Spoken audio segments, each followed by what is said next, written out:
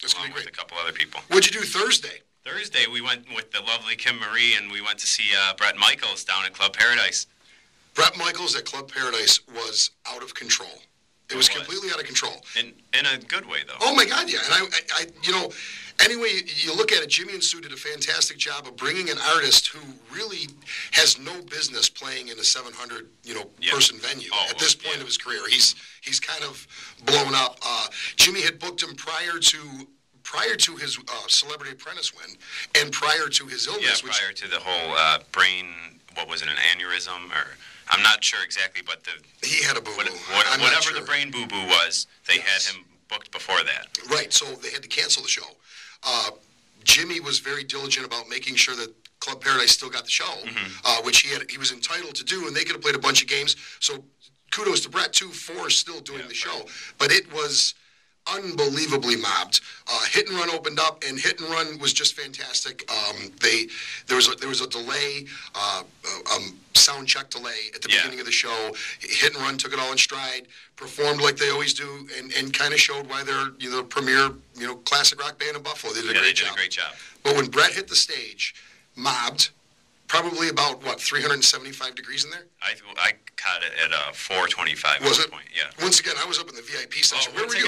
Once again, Rich and Kim Marie, they're VIP front row. Kim Marie's touching Bret, and where me and Ashley were in the back. We're going to get into this Kim Marie and Bret thing in a second. But Bret himself, I thought, not only did he handle the show well, he performed considerably better than I really thought he would. His performance was phenomenal. He sounded great. He really did. Yeah. And the sound was great. Scott Nichols did a great job on the sound there. But Bret really took control of a situation that maybe could have turned a little bit awkward and ugly, and did a fantastic job of controlling it. Where it was very hot. You could sort of see people were getting a little aggravated. Just the heat and being crunched together. And Bret really, that's what a great frontman does. He takes control, and he was passing out waters to. He said, like you said, we were up front, and he sent one of his guys to his bus. They brought in 5 cases of water. He was handing the water out to the crowd, which I think that's fantastic. I mean, if you switched, say, put Axl Rose in that position that he was in, I think probably you would have seen a riot. There would have been a riot. Yeah. Axl Rose might not have even hit the stage. He might have just burned the place down by himself. Exactly. I mean, and there was a lot of places for misstep, and Bret really came in and made sure that everybody had a good time. Everybody had a lot of fun, and I think kudos goes to him. He did a really great job. And Jimmy did as well. Oh, Jimmy did. Sue did a really great job. Yeah. So everyone in charge there, and Bret himself, they all did a great job putting this together and making sure that it was a spectacular event. One of our sponsors did a great job, Paul Rorta.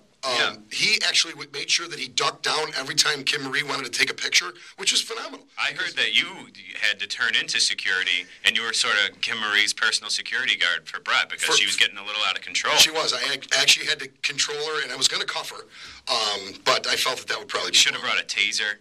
I did tase her twice, actually, but she's tenacious. You got to give her. She was still able to get through, and you got to give her that security guard look, like one more time, and you're out. I did give her the 2 fingers to the eyes and the 2 fingers looking at her, letting her know that I was watching her. I don't think that phased her one bit. Really didn't. I'm frightened of her, to be honest with you. Speaking of Kim Marie and Bret, they got to catch up after the show. Yeah, and Kim Marie made sure that Bret is going to come on the show.